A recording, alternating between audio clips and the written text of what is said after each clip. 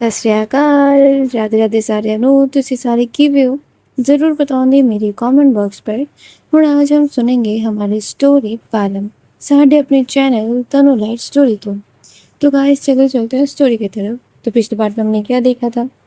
पिछले बार पे हमने देखा था कि हमारी एजे का बर्थडे है और उसकी बर्थडे बहुत मस्त चल रही थी। पर तभी तभी उधर उसके पापा आ जाते हैं और उसके पापा आके इतना हंगामा क्रिएट करते हैं कि वो तो एकदम से अपनी बीवी को तू तड़ाक करके बोलने लगे थे। और वो कुछ ज़्यादा बोल रही थी कि रुक जाइए, आज एजे की बर्थडे है तो प्लीज़ आप ऐसा मत करिए। वो इतना बोले ही थे कि वो एकदम से उनको घुमा के तमाचा मार देते। जो एजे था वो जाता है अपनी माँ के पास और जाके बस उनको उठाने की कोशिश कर रहा था, पर उसका दिल ऐसे चीर के निकल रहा था। और तभी उसके पापा जो थे वो एकदम से चिल्लाते हुए बोलते, ये एक है नशेड़ी और ये सारे लोग, ये किधर से आ जाते हो तुम लोग? मुफ्त का खाना जिधर मिलता है तुम लोग सारे उधर चले आते हो क्या? जो अवनी थी वो उसको इतना ज़्यादा गुस्सा आता है। वो बोलती कि हेलो मिस्टर, आप कर क्या रही हैं? आपके घर पर गेस्ट आए हैं और आप इतनी भद्दे तरीके से बिहेव कर रहे हो। पापा जो एजे के पापा थे वो बोलते, और कौन है रे तू?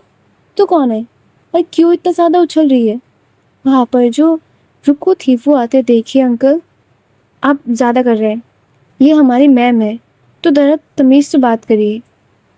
जो एजे के पापा थे वो उधर भी नहीं रुकते, वो अब अवनी की तरफ उंगली दिखाते बोलते, अगर मैम हो तो स्कूल में रहो ना, दोस्तों के घर पे क्यों आ जाते हो? कोई मोटिव है क्या मेरे घर पे आने का? मुफ्त का खाना दिख गया तो आ गए। और कौन है? आपको तो मैंने नहीं देखा कभी भी स्कूल पे। और एक दिन की जान पहचान और स्टूडेंट के घर पे आ गए। वाह जी वाह, पूछना पड़ेगा आपकी स्कूल की प्रिंसिपल को। ऐसे कैसे टीचर रख लेते हैं जो कि बस दूसरों के घर पे खाने के लिए उनके घर मुंह उठा के चले जाते हैं। वहाँ पर जो आसिफ था वो भी इस बात पे एक्शन लेता है कि आप ज़्यादा बोल रहे हैं अंकल, हम इधर खाना खाने नहीं आए और ऐसा भी नहीं है कि हम कोई गरीब घर के हैं। और वो जब भी अली को छोड़ता है ना, अली उधर उधर डोलने लगता है। जो एजी के पापा थे वो बोलते, हाँ दिख रहा है। और वो पीछे नशेड़ी वो क्या कर रहा है? कौन सा नशा करके बैठा है?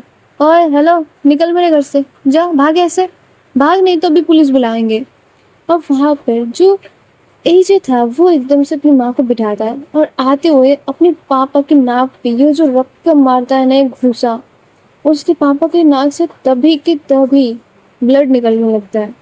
जो रुको थी वो एकदम से जाके एजे को पकड़ लेते हैं और बोलती कि एजे तू कर क्या रही है? पागल हो गया है क्या तू? क्या कर रहा है? वहाँ पर जो एजे के पापा थे वो इतने गुस्से में आ चुके थे, मतलब और ज़्यादा गुस्से में। वो अपनी पॉकेट से रुमाल निकाल के बस अपनी नाक को थोड़ा सा पोंछते हैं और फिर आते हैं एजे के पास और आके उसके गाल पे वो एक जो जोरदार 3-4 थप्पड़ मार देते हैं। और ये पूरा सीन जो था वो उसके सारे दोस्तों के सामने हो रहा था। एजे की जो मम्मी थी वो एकदम से उनके पैरों को पकड़ लेते, बोलते क्या कर रहे हैं आप? भगवान के लिए प्लीज रुक जाइए। वो वो उनके दोस्त थे, उनके सामने तो मत करिए ये सारी चीज। वहाँ पर जो एजे के पापा थे वो अपने पैरों को यूं झटके से छुड़ाते हैं और बोलते कि तेरे तेरे नालायक और भगवान का ये भद्दा मजाक, इसको मेरे सामने से चला जाने को बोल। मैंने कितनी दफा इसको बोला है कि मेरे घर पर रहना है तो इसको मेरे तरीके से रहना है। ये क्यों नहीं सुनती? ये क्यों नहीं सुनती? ना ये पूरी की पूरी लड़की बन पाई है, ना पूरी की पूरी आदमी बन पा रही है। इसको क्या सुरूर चल रहा है ये लड़कों की कपड़े शपड़े पहन के यूं घूमने का? इसको किसने बोला है कि मेरे बेटा बनने का? ये कभी बन पाएगी? ये कभी बन पाएगी? कभी मैं इसकी शादी कराऊंगी तो ये मुझे पोता दे पाएगा? दे पाएगी? जो लड़कों के कपड़े पहन के ये जो घूमती रहती है और ज्यादा अपने आप को लड़का दिखाने के लिए जो दर्जनों बाइक अपनी गैराज में खड़ा करके रखी है, क्या इससे वो लड़की बन पाई है? क्या अभी इसके सामने एक लड़की ला के दूंगी तो मुझे बच्चा पैदा करके दे पाएगी? क्यों बन के रखी है? ये जो कपड़े पहन के रखी है ना, उतार के जो कपड़े तेरे माँ पहनती वो पहन के घर में बैठ और शादी कर, दफा हो जाए इस घर से। तेरा चेहरा भी नहीं देखना है मुझे, निकल जा तू इधर से। और वहाँ पर सारे लोग जो है वो बस अपने सर को नीचे करके हुए सुन रहे थे, क्योंकि करना तो उनको कुछ, क्या ही करेंगे भाई। वो उन दोनों बाप बेटे के बीच की बात थी। जो रुको थी वो बस एजे को पकड़ी हुई थी और बस रो रही थी। जो एजे था वो उसके हाथ छुड़ा दिए और उधर ही, बस उधर से दौड़ के निकल जाती है। जो अपनी थी वो इतनी शॉक्ड पे थी, क्योंकि वो अब तक समझ रही थी एजे जो है वो एक लड़का है। वहाँ पर जो रुकू थी वो रो रही थी। सबकी तरफ वो जब देखते हैं ना, सारे लोगों के चेहरे पे एक मायूसी सी छा गई थी। सारे लोगों की बस दुख ही दुख दिख रहे थे उनके चेहरे पे। बस जो अली था वो थोड़ा नशे में था, और इधर से जो एजे की मम्मी थी वो बस नीचे बैठ के रो रही थी। जो रुकू थी वो उनको शांत करवाती है और बोलते, आंटी मेरे साथ चलिए आप, चलिए आप मेरे साथ। पर जो एजे के पापा थे वो बोलते कि ए नल्ले पुलिस वाले की बेटी, तू निकल इधर से, तेरा तो चेहरा भी नहीं दिखना। तेरी वजह से ना जो वो है वो भी नहीं बन पाती है, तेरी वजह से। जो रुको थी वो उनके सामने जाती है और उनकी तरफ अपनी उंगली को पॉइंट करते बोलती है, वो मेरे वजह से ऐसे नहीं है, आपकी वजह से ऐसे है। आपकी ये जो महत्वाकांक्षा है ना, जो आपकी बेटी से पूरा नहीं हो रही है, उसकी वजह से है। वो शुरू से ही आपको खुश करना चाहती थी, पर आप अपने अहंकार के मध्य में चूर हो गए हैं। तो आपने ये जो सारे बातें हैं और ये जो सारे व्यवहार है, ये इनको चेंज करिए और दूसरों को दोष देना बंद करिए, समझे। फैमिली है आपकी, गुलाम नहीं, जो पूरी ज़िंदगी ऐसे ही सुनते रहेंगे। किसी दिन उसकी दिमाग फिर गई, फिर आप अपनी कंट्रोल अपनी फैमिली के हर एक मेंबर के ऊपर से खो बैठेंगे। वहाँ पर जो एजे के पापा थे वो एकदम से उसके शोल्डर पे नहीं, वो धक्का सा दे देते हैं, बोलते कि चल निकल, ज़्यादा बोलती है तू, अपनी माँ की जैसी है तू डायरेक्ट। और ये बोल के वो इतनी बेइज्जती कर देते हैं सारे लोगों की। जो शिवानी थी वो तो उधर खड़े होकर रो रही थी। जो अवनी थी वो शिवानी को संभालती है और रुको को संभाल के बाहर आ जाते हैं, क्योंकि कर नहीं सकते कोई भी कुछ। और जो अली था उसको संभाल के ला रहा था आसिफ। जो आसिफ था वो लेके चला जाता है एकदम से शिवानी और अली को। वो बोलते हैं कि रुको, पहले तुम एजे को ढूंढो, उसको शांत करवाओ, और फिर बाकी का हम देख लेंगे। मैम प्लीज़ आज थोड़ा सा एजे को देख लेना। जो अवनी थी वो बोलती कि तुम इसको घर छोड़ के आओ ना, और प्लीज़ शिवानी का थोड़ा एक्स्ट्रा ख्याल। वहाँ पर जो आसिफ था वो बोलते कि आप फिक्र मत करिए, घर जाके फ़ोन कर देगी ये। और इधर से ये तीनों लोग निकल जाते हैं। जो अवनी थी वो बस रुकू को रोते हुए देख रही थी। उसके पास कुछ भी बोलने के लिए नहीं था, वो क्या बोलेगी उसको समझ ही नहीं आ रहा था। और तभी मौसम जो है वो एकदम से बिगड़ रहा था, और वो इतना बिगड़ रहा था कि कुछ ही मिनटों में जो बारिश थी वो एकदम से झूम के बरस रहा था। वहाँ पर जो अवनी थी वो तो रुकू को हक करके रखी हुई थी, दोनों कार में बैठे थे। और अवनी जो थी वो बार बार रुकू को बोल रही थी कि तुम शांत हो जाओ, तुम ये बताओ कि अभी वो जा कहाँ सकता है, मतलब सकती है। वहाँ पर जो रुकू थी वो बोलती है पता नहीं, मुझे कुछ नहीं पता कि वो कहाँ जाएगी। मुझे मुझे कुछ आइडिया नहीं है। मैंने जो आज किया वो मुझे नहीं करना चाहिए था। मुझे मुझे पता था कि यही सारा चीज़ होगा, पर ये भी तो था कि ये आते नहीं, कहाँ से आ गए ये। मेरी मेरी दोस्त का जिंदगी एकदम से नरक बना के रखे हैं ये। वहाँ पर जो अवनी थी वो बस रिको को हक करके रखी हुई थी और उसको शांत करने की कोशिश कर रही थी, पर टाइम तो गुजर जा रहा था। जितना भी हो, अब ढूंढना तो था एजो को। जो अवनी थी वो फ़ोन लगाती है रवि को कि इसको भी तो बोला था कि आने को, ये कहाँ पे है। और तभी जो रवि था वो भी फ़ोन पिक करता है, वो तो कि दी बारिश हो रही है, मैं कैसे आऊँ। जो अवनी थी वो बोलती तुम उसको छोड़ो, तुम जल्द से जल्द निकलो, और बारिश है, आंधी है, कुछ भी है, तुम एजे को ढूंढो। जो रवि था वो बोलते कि पर एजे है कहाँ, वो तो घर पे है ना। वहाँ पर जो अवनी थी वो बोलती देखो रवि, ज़्यादा बोलने की अब मेरे पास टाइम नहीं है, तुम ढूंढो उसको। अभी वो शायद अपने घर की जो रास्ता है उसी पे है, तुम उसको देखो, ढूंढो, और प्लीज़ थोड़ा सा बिहेव करना। वो वो लड़की है। और ये सुन के रवि इतना शॉक्ड हो जाता है कि ये कैसे हो सकता है। अरे वो तो लड़का था ना, मैं उसके साथ 4 महीने से घूम फिर रहा हूँ, वो लड़की कैसे हो सकता है। वहाँ पर जो अवनी थी वो बोलती रवि बिहेव, ढूंढो उसको। और जैसे बिहेव कर तो ऐसे मत करना, वो लड़की है, जितना बोल रही हूँ उतना करो, बस उसको ढूंढ के फ़ोन करो मुझे। जो रवि था वो तो फ़ोन कट कर देता है, अपनी बाइक लेके निकल भी जाता है। पर वो सोच वही रहा था कि लड़की कैसे हो सकता है भाई, 4-5 महीने हो गए इसके साथ मैं घूम रहा हूँ, और ये इंसान लड़की है लड़का नहीं है, मुझे पता कैसे नहीं है। वो तो भाई बाइक ड्राइव कर रहा था और यही सोचे जा रहा था। एक एंड पे आके उसको एक लड़का भी दिखता है, जैसे कि मतलब अच्छे सूट बूट में था, जैसे कि अवनी ने बोला था। और वो बस चले जा रहा था, और रवि जो था वो जाता है उधर ही जाके उसी इंसान के सामने अपनी बाइक रोकता है। और वो देखता क्या है कि वो और कोई नहीं, एजे ही था। जो रवि था वो एकदम से जाके उसको हक करता है कि भाई क्या हुआ तुझे, तू क्यों निकल गया। और तभी उसको याद आता है कि वो लड़का नहीं है।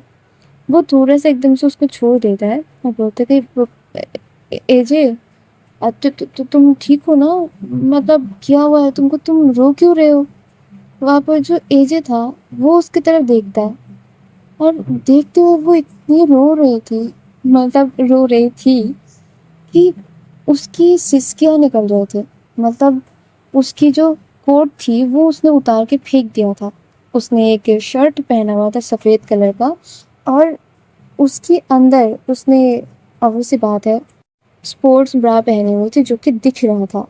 और रवि के सामने ये चीज़ बहुत ज़्यादा क्लियर थी। वो जब ये चीज़ देखता है ना उसको एकदम से शर्म आ जाती है।